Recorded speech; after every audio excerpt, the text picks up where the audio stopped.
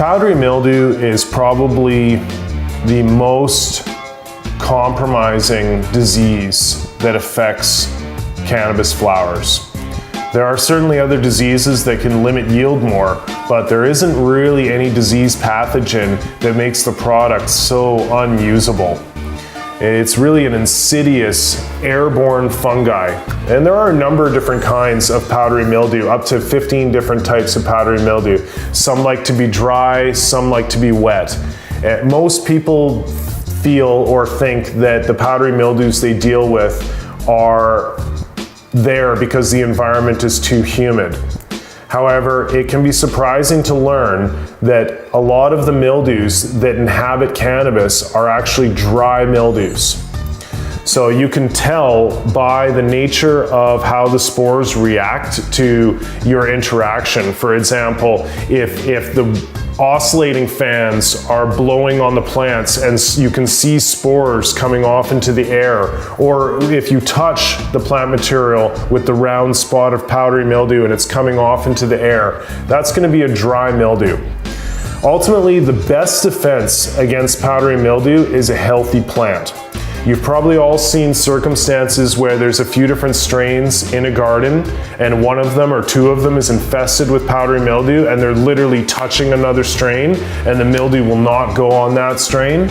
We know now that plants have what we call chitin enzymes, which are responsible for repelling pests and disease.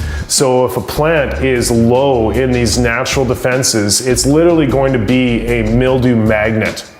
If we have a mildew magnet in our garden, it is going to be a battle. It's going to be pretty tough to beat it. There are a number of products that we can use, especially in vegetative growth. There's a variety of fungicides, be them sulfur-based or copper-based, that we can attempt to control the disease with. We can vaporize sulfur in the room to try and control the spread of airborne spores. And there are hosts of natural remedies that people use involving apple cider vinegar and milk products and living organisms that can feed on funguses like powdery mildew. And there's many homemade recipes that you can attempt and try.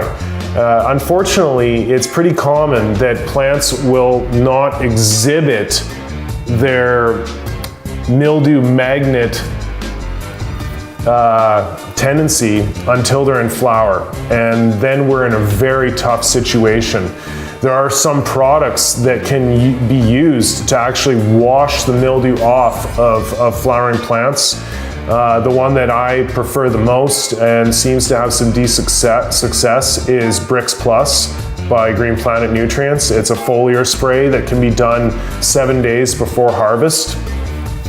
It contains a lot of carbohydrates and things like yucca extract, which are antifungal. It's got a variety of other natural flowering stimulators in there. The product is essentially used to induce a last burst of flower growth. It's not actually sold for powdery mildew in any way whatsoever.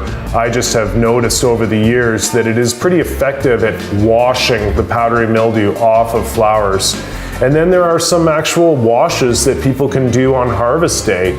You read about different things that people have tried with hydrogen peroxide to clean the flowers off, but ultimately you really don't want to be dealing with powdery mildew at all. It compromises the grow room considerably. I would recommend growing strains that are specifically mildew resistant.